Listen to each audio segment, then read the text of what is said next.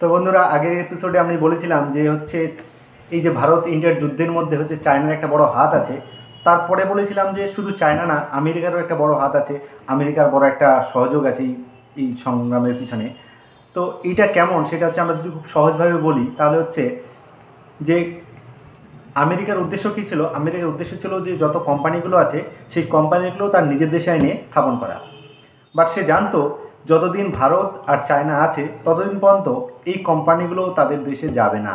কারণ ভারত আর চায়নাতে হচ্ছে লেবার খুব সস্তায় পাওয়া যায় এবং জনসংখ্যা খুব বেশি, এবং কি যদি কোনো প্রোডাক্ট তৈরি হয় তার বেশিরভাগ কিন্তু এই দুটো দেশেই হচ্ছে কনজিউম হয়ে যায়।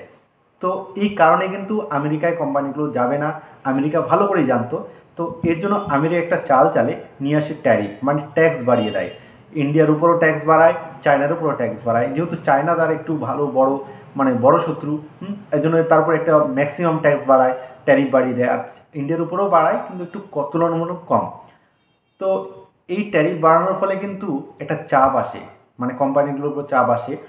তো এই চাপ থেকে রক্ষা পাওয়ার জন্য চায়না কী করে, চায়না হচ্ছে একটা প্ল্যান করে যে হচ্ছে চায়না বুঝতে পারে যে কোম্পানিগুলো তার দেশ থেকে চলে যাবে। তো যাবে কোথায়? প্রথম অপশন আছে ইন্ডিয়া। তো ইন্ডিয়াতে যেন না যায়, কোম্পানিগুলো না চলে যায়, এর জন্য কিন্তু ইন্ডিয়া একটা হচ্ছে মানে চায়না একটা চাল খেলে হচ্ছে যে, যেমন ব্যাপারটা এরকমই যে একটা লাইন আছে, সামনে ভারত দাঁড়িয়ে আছে, হ্যাঁ, লাইনের মধ্যে দাঁড়িয়ে আছে, পিছনে দাঁড়িয়ে আছে আমেরিকা, তার সামনে চায়না, তার সামনে পাকিস্তান। তো হচ্ছে আমেরিকা কী করছে, পিছন থেকে ঠেলে দিয়েছে চায়নাকে। এবার চায়না ঠেলে দিয়ে হচ্ছে পাকিস্তানকে, পাকিস্তান গিয়ে ধাক্কা লেগেছে হচ্ছে ইন্ডিয়ার কাছে।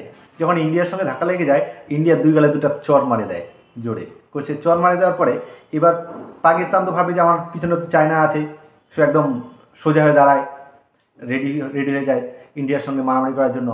বাট যখনই সে পিছু ঘুরে দেখে যে চায়না নেই, চায়না গেছে লুকিয়ে, বাট সে যায় ভয় পেয়ে, ভয় পেয়ে কিন্তু সে স্যালেন্ডার হয়ে যায়, সে আর সাহস পায় না। তো এটাই হচ্ছিল যে এই যে সংঘাতের পিছনে যে চায়না আমেরিকা এরা যে হাত রাখছে তারই একটা হচ্ছে প্রমাণ। তো আমাদের সঙ্গে আছে আমাদের রিচার অলিম্পিক দে, কিছু বলবে? না, অ্যাকচুয়ালি ঠিকই যে যে চায়না যে আছে, চায়না হচ্ছে মানে ডিপ্লোম্যাটিক ডেমোক্রেটিক খেলা খেলছে, যেটা বলতে গেলে ওরা তো মার্কসিস্ট সিপিএম। তো তো ওরা যেটা কমিউনিস্ট যেটা থাকে, কমিউনিস্ট খেলা খেলছে, যেটা কাউকে পিছন দিয়ে কাজ করছে অন্য কেউ, কিন্তু শো অফ করছে কাউকে, মানে পাকিস্তানকে দিয়ে দেখাচ্ছে কিন্তু ভিতরে খেলাটা খেলছে ও। তো সেরকম আমিরা হচ্ছে বিগ মাস্টারমাইন্ড, বিগ গেম খেলছে, সেটা হচ্ছে চায়নার সাথে। তো আমেরিকা যে মেইন হচ্ছে কোচ, ও হচ্ছে মেইন এরকম খেলা দেখাচ্ছে। এখানে ক্যাপ্টেন হচ্ছে চায়না, কিন্তু দুইটা টিমের ভালো ক্যাপ্টেন থাকে, ভালো টিমের মধ্যে দুজন তো ভালো প্লেয়ারও থাকে। তো একটা ভালো প্লেয়ার হচ্ছে ইন্ডিয়া, একটা হচ্ছে পাকিস্তান, ওর মধ্যে দুটো ফাইট করে দিচ্ছে। তো জিনিসটা ওর মধ্যেই কেসটা এখানে হয়েছে।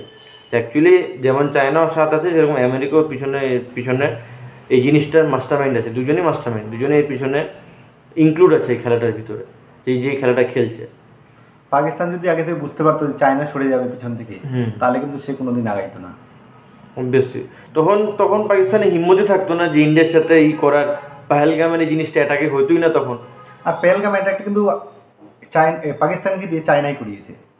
হ্যাঁ, অবভিয়াসলি এটা ফান্ডিং, চায়নার মোটিভ, সব চায়না মোটিভ। কেন ওরা চেয়েছে যে চায়নার ইন্ডিয়ার পাকিস্তানের মধ্যে একটা যুদ্ধ একটা হোক, তাতে কী হবে, ওখান থেকে চাইনিজরা বাইরের দেশে চাইনিজ মাল দেখে, যেটা হচ্ছে পুয়ার কোয়ালিটি, ওয়ার্স কোয়ালিটি, যেটা ব্যাড কোয়ালিটি থাকে, কিন্তু নিজের দেশে ওরা একটা এক্সট্রিম প্রিমিয়াম পুরো ভালো করে রাখে, যাতে ভালো যুদ্ধ করতে ভালো করতে পারে।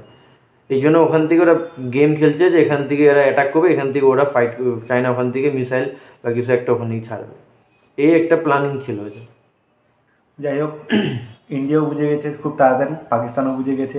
পাকিস্তান তো আর কোনোদিন ভরসা করবে না চায়নার উপরে, কারণ চায়নার মিসাইলগুলো, চায়নার এয়ার ডিফেন্স সবগুলো কিন্তু শেষ হয়ে গেছে, কোনো কাজে লাগে না, একদম শেষ। তো আর মনে হয় না চায়নার থেকে ওই মিসাইল কিনবে আর বা এয়ার ডিফেন্স কিনবে।